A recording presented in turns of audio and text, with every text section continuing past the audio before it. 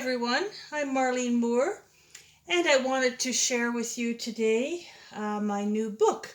It's called The Christmas Snowmobile, and that little tune I just played for you at the end is at the end of this book. The Christmas Snowmobile, the illustrations are done by a fellow by the name of John Micah. And I would like to read you the story. This is geared towards ages 3 to 9. And at the end, there is a 4-page song. Ready?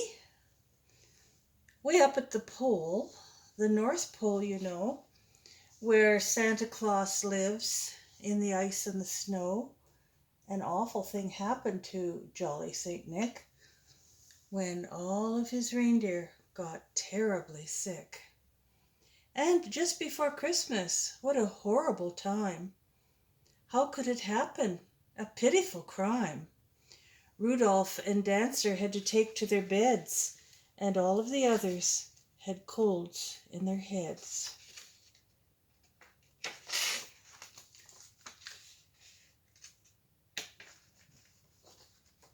Here we go.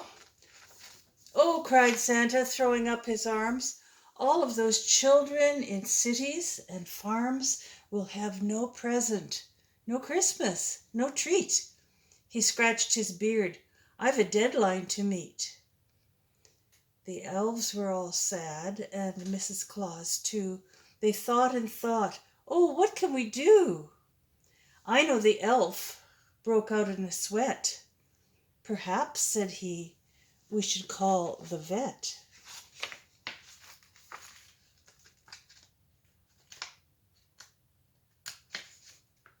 Can tell this is a new book. Good thinking, said Santa, and turned to his spouse. Call for the doctor, the good Dr. Kraus. Right away, said his wife, and picked up the phone. You can't deliver those presents alone. The good Dr. Kraus from the house down the road rushed ever so quickly to Santa's abode. He was shown to the stable in his white doctor's gown and asked of each deer what was getting him down. My stomach, said Prancer, and uttered a moan. My head, said Vixen, please leave me alone. Just look, cried Rudolph, my light has gone dim. My feet are all swelling, and my head's in a spin. My head's hot, groaned Comet. Mine's hotter, cried Cupid. So's mine, yelled Donder. Quit acting so stupid. Cure us, begged Blitzen, and shed a big tear. We just can't be sick with Christmas so near. We have to help Santa, said Dasher to Kraus. Without us to pull him, he'll miss every house. Said the doctor, and opening his bag, proceeded to examine each sick Christmas stag. Santa was worried, and Mrs. Claus too. Aha, said the doctor, they've all got the flu. The flu, groaned Santa. The flu, you say? How long will my reindeer be laid up this way? A week, maybe longer, the good doctor said. I prescribe lots of liquids and much rest in bed. But Christmas, cried Santa. Oh, what can we do? Toys to deliver, and my reindeer have flu. Yes, flu, said the doctor. A miserable ill. Don't worry, I'll give them a Laplander pill. Will it cure them for Christmas? Asked Santa, quite glum. Afraid not, said the doctor, and Santa felt numb. Be brave, said the doctor, you'll think of a way. Now the reindeer must rest, but they'll all be okay. Santa patted the top of each reindeer head. You'll all be just fine. Now go back to bed. We're sorry, sniffed Rudolph. All of us are. Christmas so near, and we're not up to par. Don't worry, said Santa. We'll manage somehow. Well, deeply in thought, he mopped his brow. Later that night he told Aino, his elf, "I'll have to deliver those presents myself." "But how?" asked Aino. "No possible way, with 9 sick reindeer and a very full sleigh." "There must be an answer," said jolly Saint Nick, "even if every last reindeer is sick. The toys are all finished and the sleigh ready too. There must be a way of getting them through." "Perhaps," said Aino, "we could change Christmas Day." "Never," said Santa. "There can be no delay. Each boy and each girl is waiting, you see. They've waited all year. Just waited for me." One day is a short time to think of a plan. What a fate to befall such a jolly fat man. "I've got it!" cried Aino, stamping his heel. "We'll work and we'll build you a big snowmobile." "Please," groaned Santa, "there's no time to clown. My reindeer are sick. My spirits are down." "I mean it!" cried Aino. "Just leave it to me. Go help Mrs. Santa to dress the big tree." "Oh, oh!" laughed Santa, amused by his friend. "A project like that would not see an end. There's no time, dear Aino, for such a grand scheme. We'd need weeks to finish your fanciful dream." "Please," Aino begged him, "it's time for your rest, and while you are sleeping, we'll all try our best." Santa got up and prepared to retire, wondering how many days the plan would require. Thought Santa, "it might work at that." He crossed to the door and gave Aino a pat. The elf smiled at Santa, then left the Claus home to chase out of bed each elf and each gnome. The lights in the workshop burned brightly all night. The helpers worked swiftly with all of their might. The sound of their hammers kept Santa awake. He worried and wondered, how long would it take? Saint Nick slept all morning, in fact until noon, then ate a big dinner. He must depart soon.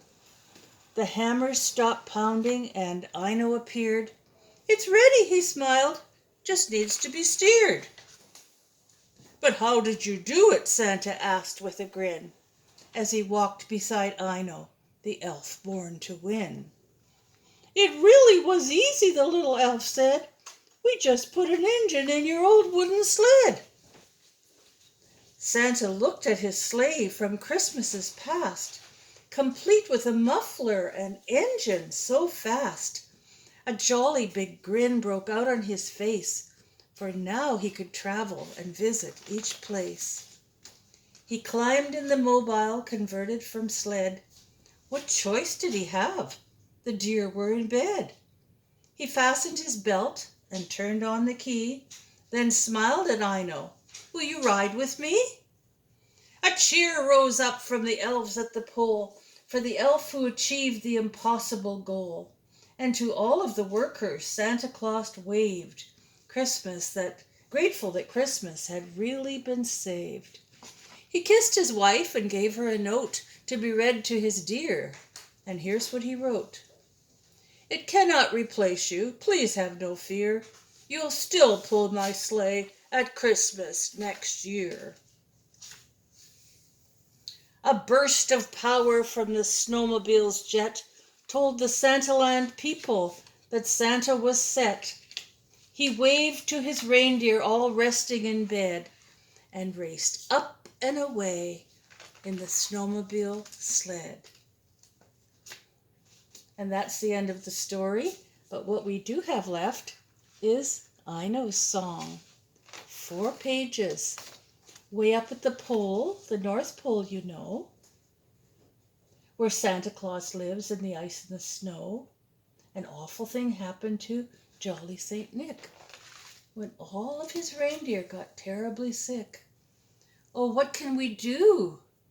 cried Santa. "Oh, what can we possibly do with 9 sick deer and 1 full sleigh and all the toys for Christmas Day?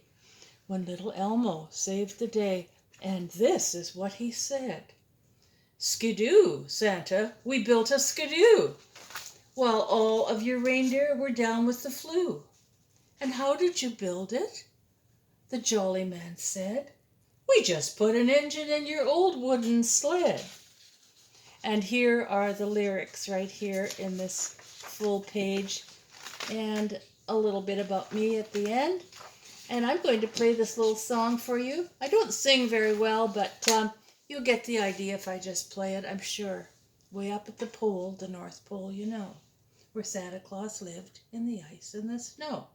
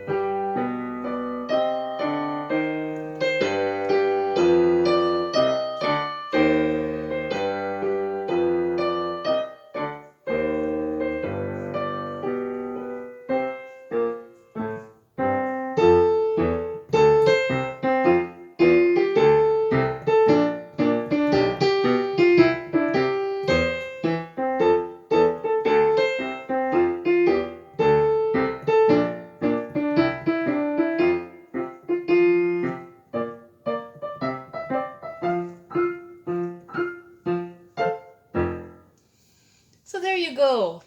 To order this book, it's on J.W. Pepper. Look up my name, Marlene Moore, at J.W. Pepper. And you can order this book. It's all in color, it's glossy, and children age 3 to 9 love it. The song is about intermediate level. And even if the children can't play it, the teacher can play it. So a lot of piano teachers enjoy this book, and a lot of mom and dads like to get this book for their children for Christmas. So, Merry Christmas, everyone.